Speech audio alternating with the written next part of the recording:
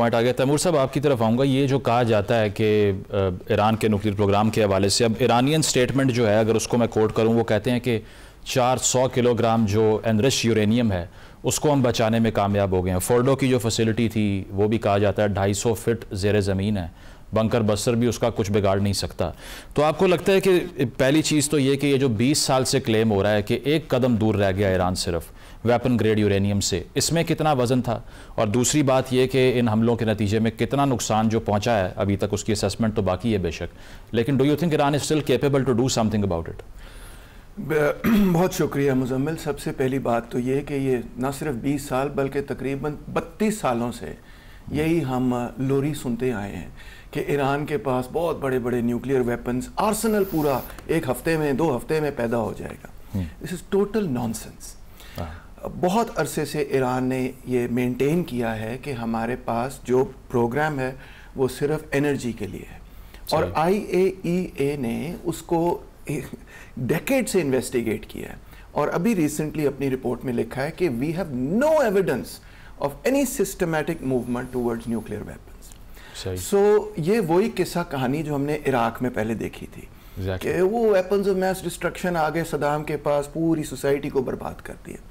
गोल 2 थे, एक short term और एक लॉन्ग टर्म इसराइल के। शॉर्ट टर्म गोल ये था कि जो रोम में और मस्कत में उनकी नेगोशिएशन हो रही थी कि सैंक्शंस ख़त्म कर दिए जाएंगे, यूरेनियम इनरिचमेंट को 60% से कम रखा जाएगा, उसको तबाह कर देना, ये शॉर्ट टर्म गोल था। अच्छा। लॉन्ग टर्म गोल उनका था कि हम रिजीम चेंज करना चाहते हैं।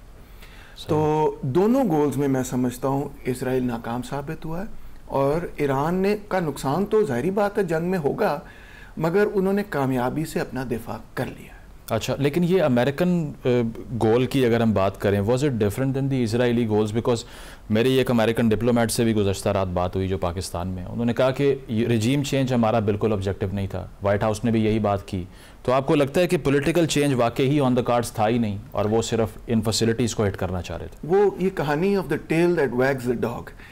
इसराइल जो है वो खित्ते के अंदर लीड करता है और अक्सर अमेरिका को खींच के अपनी जंगों में इन्वॉल्व भी कर लेता है। अब इसराइल ने कई दफ़ा अमेरिका से ये कहा कि हम तो अटैक कर सकते हैं, आप गो अहेड दें, हम उनके सुप्रीम लीडर को भी मार सकते हैं, आप गो अहेड दें। पहले अमेरिका ने कहा नहीं, फिर उसके बाद हमें एग्जैक्टली पता नहीं कि इनके दरमियान क्या बातचीत हुई, but it seems like Israel ने उनको कन्विंस किया कि आप हमें गो अहेड दें, हम उनको कमज़ोर कर देंगे, जब वो नेगोशिएटिंग टेबल पे वापस आएंगे पहले से कमज़ोर होंगे। वो भी इस तरह से नहीं हुआ और आपने देखा रिसेंटली डोनाल्ड ट्रंप ने गाली भी निकाली गई, तो पता ही नहीं क्या करी जा रहे हैं, दोनों को कह दिया, दोनों को ही, विच इज़ अनप्रेसिडेंटेड। तो मैं समझता हूँ इसराइल अपने अज़ाइम में कामयाब नहीं हुआ और America now wants to go back to the previous strategy. वो यही थी कि इनके साथ नेगोशिएट करके। सही पॉइंट आ गया। इस पर आदिल साहब आपकी तरफ आता हूँ। ये जो बात की जा रही थी पॉलिटिकल चेंज के हवाले से, वो तो ऑब्वियसली इतनी सिंपल नहीं थी जिस तरह हमें बताया गया कि जो अपोजिशन पार्टी है उसमें से कोई आ जाएगा या फिर रज़ा शाह के ख़ानदान के जो लोग बाहर बैठे हैं उनको बुला लिया जाएगा। तो एक उस ऑब्जेक्टिव का फेल होना आपकी नज़र में एक प्राइमरी ऑब्जेक्टिव था या नहीं? और दूसरा ये कि इनिशियली डोनाल्ड ट्रंप की जो मिडल ईस्ट पॉलिसी थी उसमें इजराइल उस तरह से किरदार अदा नहीं कर रहा था, तो ओवरनाइट ऐसा क्या हुआ कि दोबारा नेतन्याहू ने एक और US प्रेसिडेंट को कन्विंस कर लिया कि हमारी जंग आप लड़ें, और ट्रंप साहब जो इतने एंटी वॉर प्रेसिडेंट थे उन्होंने भी एक फ्रंट खोल दिया? देखिए, रजीम चेंज मेरा ख्याल है ये ज़्यादातर प्रेशर टैक्टिक्स थे जो ट्रंप ने बीच में जिस तरह से वो करता है नेगोशिएट बिजनेस डील की तरह कि रजीम को अंडर प्रेशर करे, शायद वो कैपिचुलेट कर जाए। तो ये एक वो ऑप्टिक्स के लिए वो कर रहे थे, शायद ये ऑब्जेक्टिव नहीं था। बिकॉज प्रीवियस जो आप देख लें एक्सपीरियंसेस जो रजीम चेंज के हुए हैं, इराक के देख लें या इवन अफगानिस्तान में देख लें या जो भी सीरिया में देख लें, को उसका रिज़ल्ट इतना पॉजिटिव नहीं आया, ज़्यादा टर्मोइल ही हुआ। और ईरान को अगर वो करते तो उनको पता था कि ये मैस में अगर वो चले जाएंगे तो काफ़ी मुश्किल हो जाएगा। बाकी रही कि इज़राइल ने किस तरह से ट्रंप को कन्विंस किया, ये हमेशा से आपने देखा है कि यूनाइटेड स्टेट्स जो हो इज़राइल के इंटरेस्ट को प्रोटेक्ट करता है।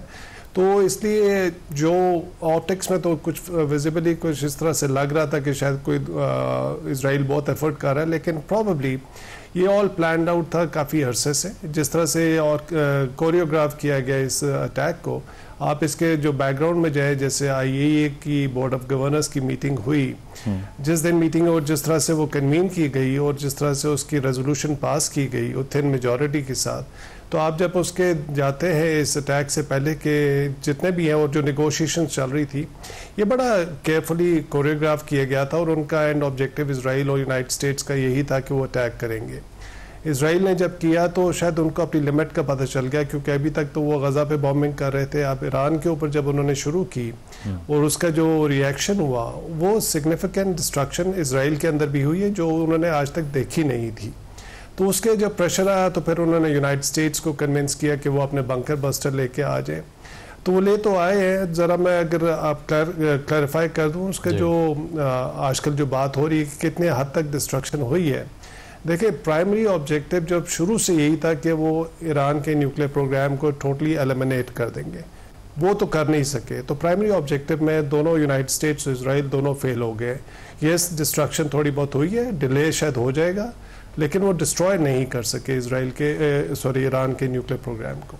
नहीं, बट इसमें आदिल साहब अगर डिस्ट्रॉय उन्होंने नहीं भी किया तो आपको लगता है कि ये वाकई सिर्फ सिविल पर्पसेस के लिए ही परसू कर रहा है ईरान? क्योंकि खामेनेई साहब का तो फतवा भी है इसके ऊपर कि न्यूक्लियर वेपन्स वैसे ही हराम है, मैस डिस्ट्रक्शन जो है वो इस्लामिक फेथ के भी अगेंस्ट है।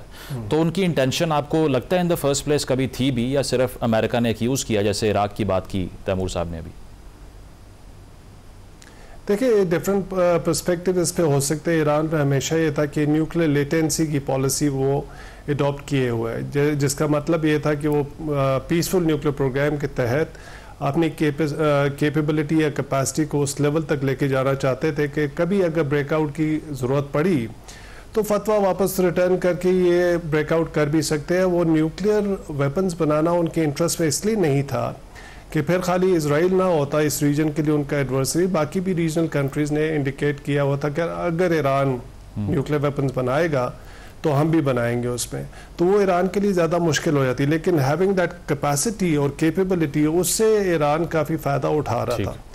तो अभी तो देखिए, क्वेश्चन ये आता है कि न्यूक्लियर वेपन का अभी तक वो जब IAEA ने भी कह दिया और बाकी US के भी एक्सपर्ट्स और काफ़ी वेस्टर्न एक्सपर्ट्स भी कह रहे थे कि वेपनाइजेशन की तरफ अभी तक वो नहीं गया था।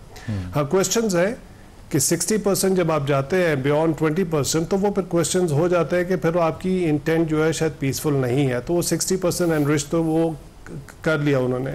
सही। और 400 kg जो है वो सिग्निफिकेंट अमाउंट होता है, जिसमें 9 से 10 बॉम्ब्स बन सकते हैं अगर वो उसको 90% पे लेके जाए। अच्छा। वो एक अलग बात है कि फ्यूचर में उन्होंने क्या करना था, लेकिन अभी तक ऑन ग्राउंड अगर देखा जाए तो उन्होंने न्यूक्लियर वेपन नहीं बनाया था।